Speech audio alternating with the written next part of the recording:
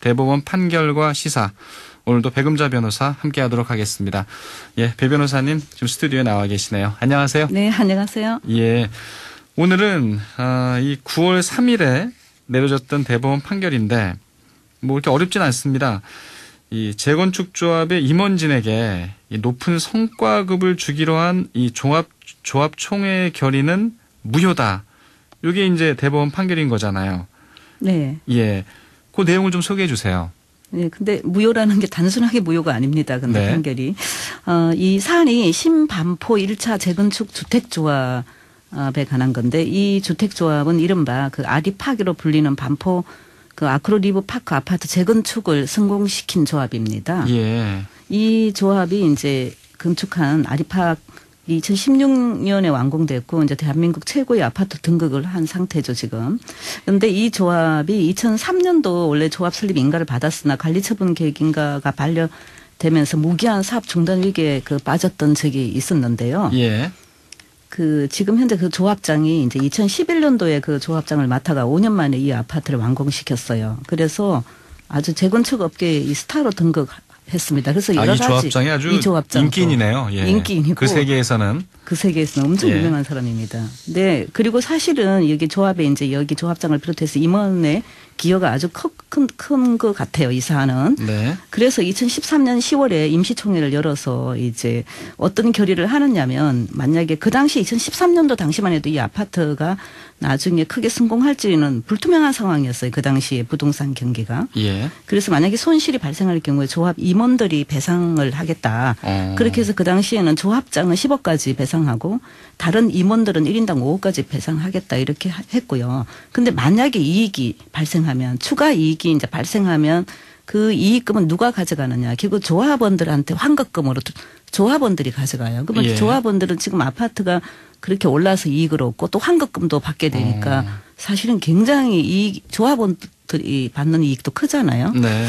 이제 그렇기 때문에 이런 조합원들이 얻는 이익은 임원들의 이 크나큰 기여에 따른 것이기 때문에 만약에 나중에 그런 이익이 발생하면 그 추가 이익금의 20% 정도는 조합 임원들에게 인센티브, 즉 성과급으로 지급하겠다. 이런 안건이 이제 조합 총회에서 네. 그 총회에 상정돼 갖고 총회의 의결로 아주 다수결의 의결로 이게 통과된 겁니다. 근데 이 부분에 대해서 그 인센티브가 실제는 이제 정확하게 얼마가 될지는 아직은 산정이 된 건 없어요. 그런데 이 조합원들 중에 30명이 여기 불만을 품고 네. 이런 임원진한테 지나치게 높은 이런 성과금 주기로 한 조합 총회 결의는 무효라면서 그 완공될 무렵인 2015년에 바로 이 조합을 상대로 임시 총회 결의 무효 확인 소송을 제기하게 됩니다. 네.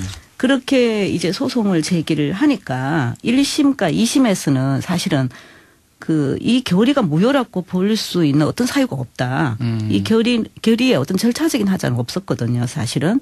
그렇기 때문에 그 결의대로 그냥 성과급을 줘야 된다는 그런 판단을 한 거죠. 네. 그런데 대법원에 와서 이제 임원들에게 이 주기로 한 인센티브가 어떻게 판단했냐면 부당하게 과다해서 신의 성실의 원칙이나 형평에 반한다고 볼 만한 사정이 있다면 그 적당하다고 인정되는 범위를 벗어난 그 부분의 인센티브 지급 결의 부분은 효력이 없다. 이렇게 판결을 해서 다시 심리하라고 내려보낸 것입니다. 예.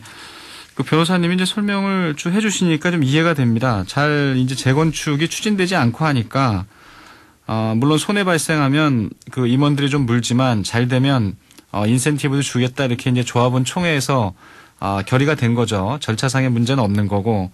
근데 일부 조합원이 그렇게 주는 건 문제 있다. 이렇게 이제 다시 소송을 제기하면서 1심, 2심은 그래도 이 조합원 총회 결정에 손을 들어준 건데 네. 이 3심 대법원에서 이를 이제 파기환송한 건있고요. 네. 근데 이제 대법원이 이제 3년 7개월 만에 이 1심과 2심의 결정을 뒤집었습니다. 그 뒤집은 근거와 좀 이유가 궁금해지네요.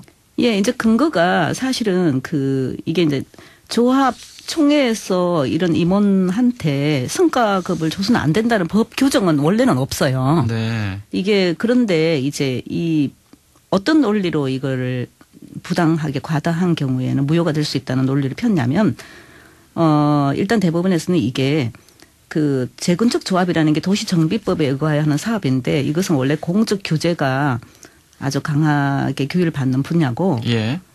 주거 환경 개선이라는 공익적 성격을 가지는데 재건축 조합의 임원은 형법상 그 뇌물죄 등 적용에서는 공무원으로 의제가 되고 있어요. 오. 그리고 직무 수행의 공정성과 그 청렴성 준수 의무가 아주 강하고요. 예. 그래서 직무와 보수의 관계는 현저히 균형성을 잃을 정도로 과다해서는 안 된다.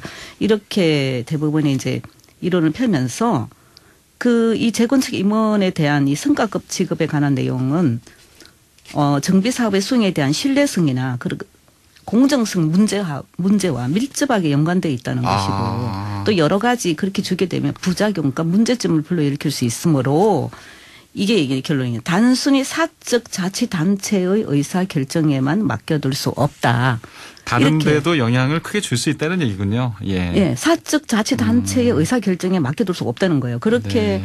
하면서 이제 이 부분을 만약에 이게 재건축 사업에 이대로 만약 과다한 인센티브를 주게 되면 사행심을 조장할 수가 있다는 거예요. 그럴 수 있죠. 그리고 주거 환경 개선과 도시 기능의 회복이라는 재건축 사업 본연의 목적에서 벗어나 이 재건축 사업의 근간을 무너뜨릴 수 있다. 이렇게 하면서 이제 결론이 인센티브 내용이 부당하게 과다하여 신의 성실의 원칙이나 형평의 관념에 반한다고 볼 만한 특별한 사정이 있는 때는 적당하다고 인정되는 범위를 벗어난 인센티브 지급에 관한 결의 부분은 효력이 없다. 이렇게 결론을 내린 것입니다. 그러니까 추가 이익금의 20%를 지급한다는 요 인센티브 지급 이 부분이 좀 지나치게 좀 많다 이런 얘기도 되는 거고요.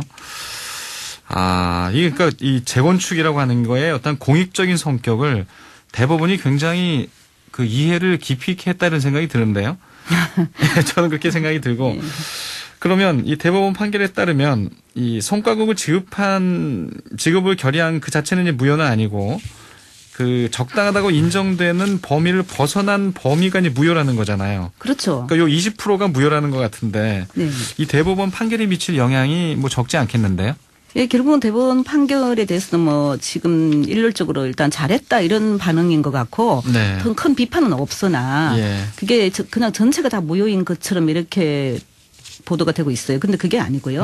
그러네요. 이게 인센티브 내용이 부당하게 과다한 부분만 무효를 했기 때문에 결국은 일부 무효의 그런 취지거든요. 네. 그러면 이걸 다시 심리를 하라는 거예요. 그래서 인센티브 내용이 그럼 부당하게 과다한지 여부의 판단 기준은 업무 수행 기간, 업무 수행의 경과와 난이도, 노력의 정도, 재건축 사업으로 조합원이 얻는 이익의 규모, 이 손실 발생으로 임원들이 보상액을 지급하기로 한 보상액의 한도, 총회 결의 이후 사정 변경 등 이런 걸 다 참조해서 네. 적당하다고 인정되는 범위가 어디까지 줘야 되는지 어렵네요. 심리를 다시 하라는 건데 이제 사실은 저는 그게 뭐 무비판적으로 받아들일 수 없는 이 사건이라 봅니다. 왜 그러냐면 사람들이 심리적으로는 일단 이 임원들이 다 보수도 많이 받는 사람들이 뭘 아까 공익적 문제도 있고 사실은 이게 그냥 단순하게 이렇게 이 줘서는 안 된다는 생각이 강한 것 같지만 예. 저는 이 부분 사적 자치단체에 너무 대법원이 그 개입을 하는 분야가 이 근거로 든 게 법에 이게 도시정비법에